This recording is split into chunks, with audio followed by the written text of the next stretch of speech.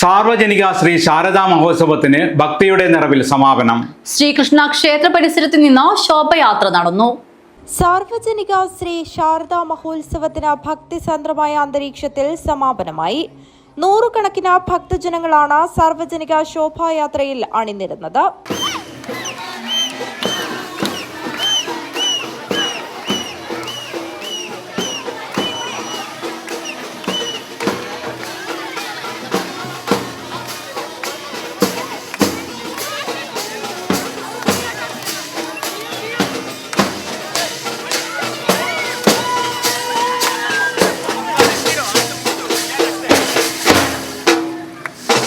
ഹോസ്ദുർഗ ശ്രീകൃഷ്ണ ക്ഷേത്ര പരിസരത്തു നിന്നുമാണ് ശോഭായാത്ര പുറപ്പെട്ടത്.